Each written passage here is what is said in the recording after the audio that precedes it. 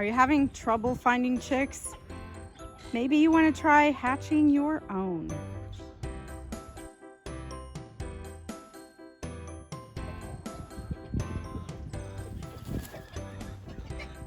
I have wanted to raise cochins, however you wish to say that, and this year, and I finally found some local. I wasn't going to raise chicks this year, but since I found a few chicks local, I decided to maybe add a few more and give to one of my broody hens that had been sitting on developing eggs. So I stood in line at Rural King last weekend for an hour and a half trying to get some of their chicks, and I'm pretty sure by the end of that line there were no chicks left, and they probably had over 1,000. So I don't know what it's like where you live, but around here in Northwest Indiana, chicks are pretty difficult to find. So something I've done every year for the last several years is hatch my own. And of course there are two different ways you can do that, but if you have a rooster, it makes it a lot easier. And as you saw, that's my Australorp rooster. And then I also have Big Bird over here, my little silky rooster. I kind of run two separate yet together flocks. One is little bantams, and then my large fowl flock. But if you have a rooster, hatching your own can be pretty simple to do once you get the hang of it. The one thing I always do when I have a broody hen with chicks is I go back to waterers instead of bowls. And what bowls I do have, I made sure I put rocks in so they can get out. We did have that tragedy years ago, and that was terrible. So I want to ensure that we do not have drownings until they're about 2 or 3 weeks old. Incubators have become pretty reliable.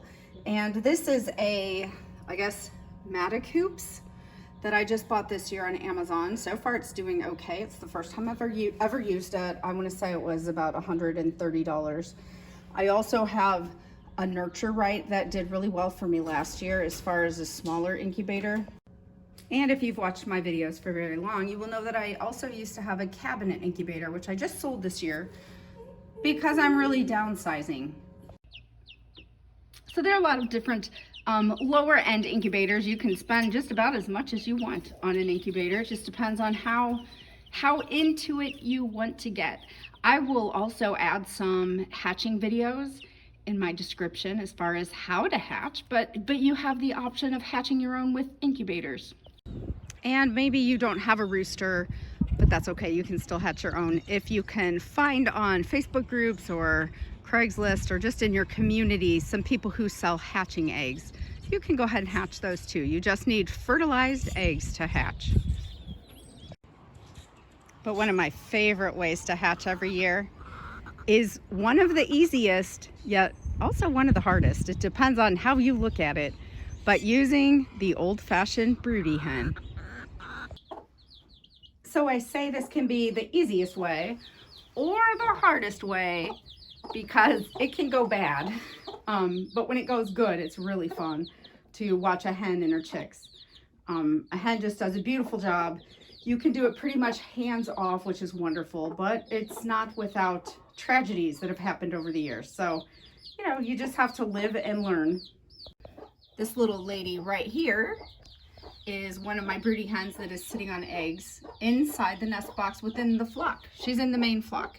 And if you noticed, this little lady over here is also raising hers right within the flock. It goes well. We've never had problems with this. I do it every year. My flock is used to constantly having different things in it. We've had ducks, we've had chicks. They're always growing out in here. So they're pretty chill about different sizes of poultry together, but they also have a ton of room. So I don't know how this goes when you're in a really enclosed space.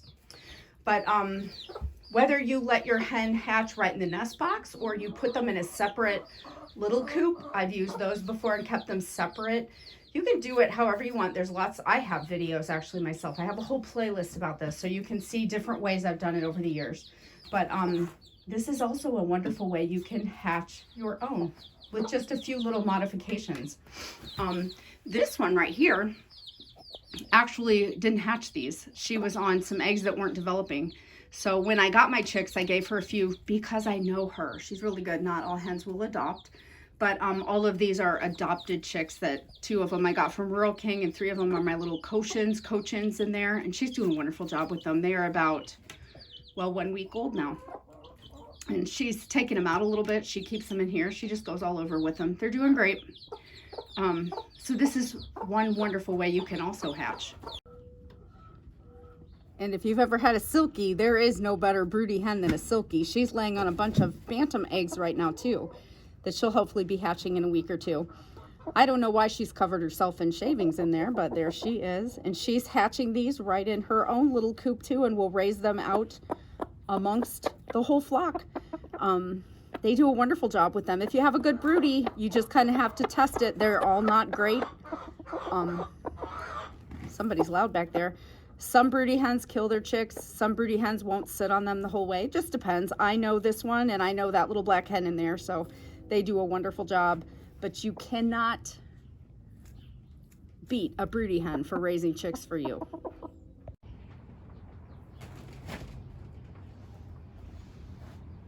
Please keep in mind in this video that it is early spring and we're still having cold weather, so everything's kind of really dirty still from winter. But this is a little coop that I have in my main chicken run, and I will bring out my chicks that I raise myself and kind of integrate them in something like this, where I keep them in there for a while, and then they're right in the flock. They can see all the rest of the chickens through there, and then eventually I open the door. That's a wonderful way to integrate the chicks that you hatch on your own.